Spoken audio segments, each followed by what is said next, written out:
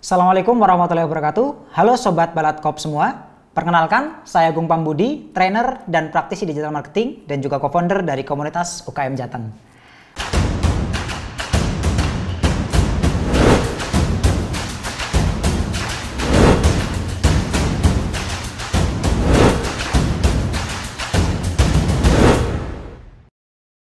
Oke teman-teman, kita masuk ke sosial media yang ketiga yaitu YouTube. Apa saja sih tips berkembang di YouTube? Nah, yang pertama, sebelum teman-teman memulai bikin channel YouTube, teman-teman harus tentukan dulu nih. Kira-kira kalau saya bikin channel YouTube, konten apa sih yang mau saya buat? Secara garis besar di YouTube terbagi jadi dua konten sebenarnya, yaitu konten entertainment dan konten edukasi.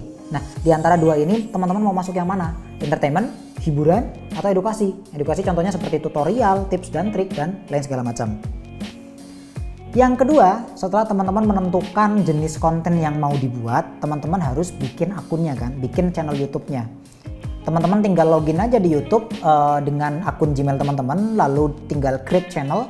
Setelah create channel, teman-teman harus melengkapi identitas channel tersebut, mulai dari foto profilnya, foto sampulnya, deskripsinya, dan lain segala macam, supaya orang yang masuk ke channel teman-teman itu tahu ini channel tentang apa sih. Tips yang ketiga, setelah teman-teman bikin channelnya, lengkapi identitasnya, mulailah kembangkan akun YouTube teman-teman.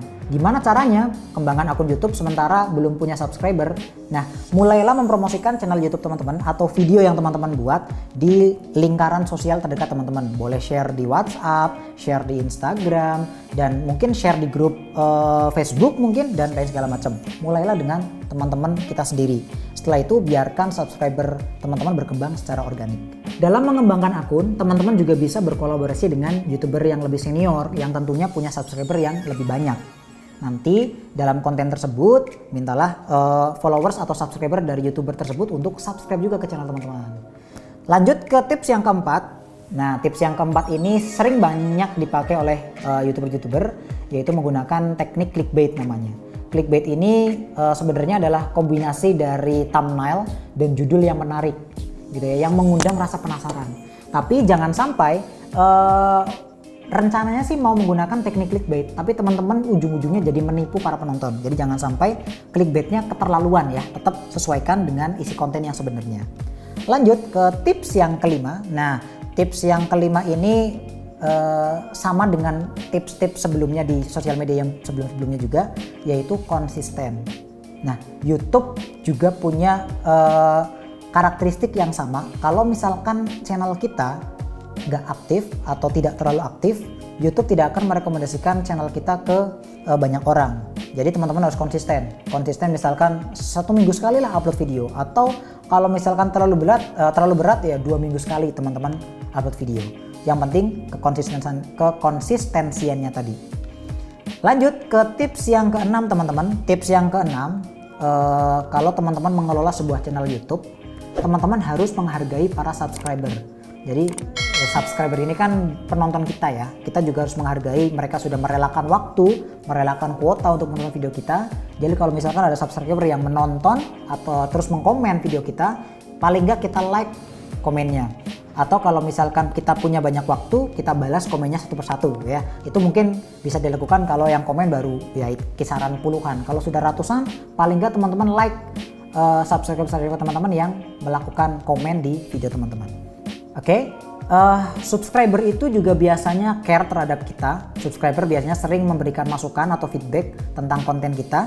Teman-teman juga harus mengambil masukan atau feedback tersebut supaya penonton kita juga lebih banyak menghabiskan waktu untuk menonton video kita dan menyukai video kita. Jadi kalau misalkan ada feedback atau saran kok nggak diterima sama YouTubernya, biasanya penontonnya jadi males buat menonton lagi. Oke teman-teman, kita lanjut ke sosial media yang keempat, yaitu Twitter ya. Nah, Twitter ini sekali lagi cukup unik ya. Jadi tips-tips berkembang di Twitter juga mungkin agak kurang nyambung dengan jualan kita, yaitu bisnis. Nah, tips berkembang di Twitter yang pertama, jangan berjualan di Twitter. Nah lo ya kan, berkembang bisnis di Twitter bahasnya, tapi jangan nggak boleh jualan di Twitter. Karena memang orang-orang di Twitter itu agak kurang suka kalau ada mutualannya yang jualan secara hard selling. Jadi teman-teman Jangan sekali-kali menawarkan produk langsung di Twitter. Tips yang kedua, nah, buatlah konten yang mengundang retweet. Konten-konten yang mengundang retweet itu biasanya konten yang inspiratif atau konten yang layak diberitakan. Jadi Twitter ini semuanya tentang viralitas lah.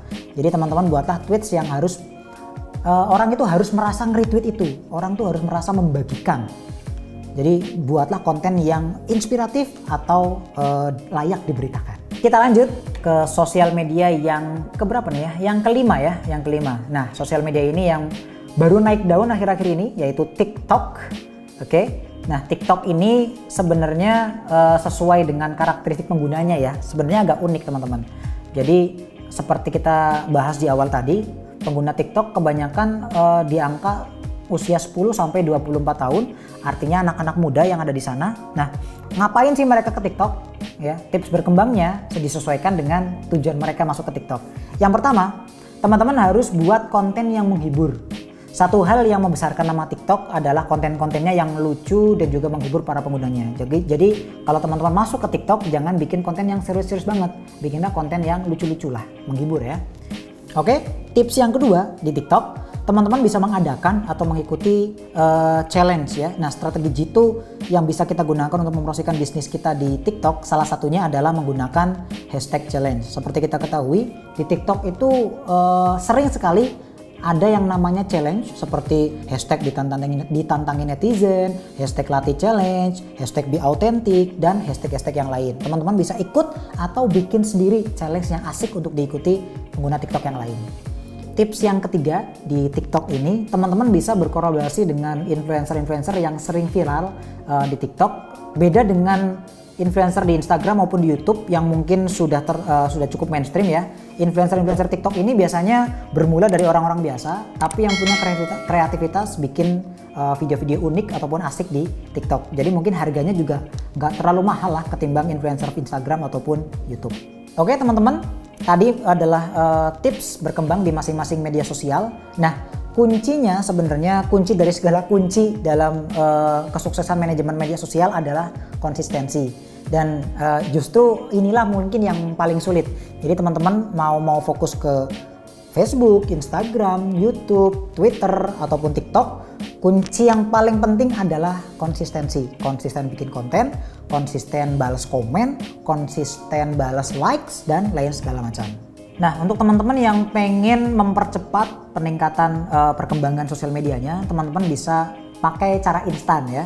Cara instan. Jadi teman-teman bisa mulai beriklan, karena dengan iklan ini teman-teman bakal punya jaminan peningkatan engagement dari akun sosial media teman-teman secara cepat. Selain itu, dengan ads kita juga bisa menentukan target market kita secara lebih mudah. Jadi kita pastikan siapa-siapa saja yang melihat konten kita adalah dia orang yang memang tepat menjadi target market kita. Kita bisa tentukan itu sendiri.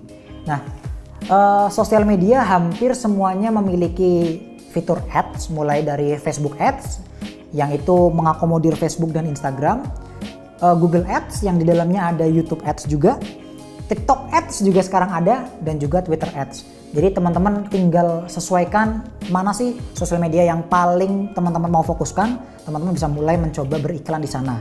Saya rasa beriklan di sosial media itu nggak terlalu mahal ya. Hitunglah kalau misalkan kita sekali penayangan video iklan kita di YouTube, kita hanya membayar Rp600 misalkan. Ya, itu pun sudah cukup bagus. Kita sudah pasti menargetkan orang-orang yang kira-kira sesuai dengan target market kita. Nah, dengan ads, ya kalau kita misalkan sudah running ads, kita juga akan punya data analitik dari hasil iklan kita yang nantinya ke depan bisa kita manfaatkan lagi untuk meningkatkan kualitas dari sosial media bisnis kita masing-masing. Baik teman-teman semua, kita sudah sampai di penghujung video ini. Jadi sekali lagi saya sampaikan bahwa media sosial sekarang menjadi satu media yang cukup banyak digemari oleh kebanyakan masyarakat Indonesia, dan kita sendiri pun banyak menghabiskan waktu di sana. Jadi teman-teman sebaiknya memang harus sudah mulai memanfaatkan media sosial untuk kebutuhan bisnis kita. Sekali lagi, kita harus fokus, tentukan media sosial mana yang paling tepat untuk bisnis kita, dan jadilah selalu kreatif dan konsisten. Terima kasih sudah menonton video Balatkop kali ini. Tetap semangat, Sehat selalu, jangan lupa like, share, komen, dan subscribe ke channel Balatkop ini, dan tetap di rumah aja. Dah.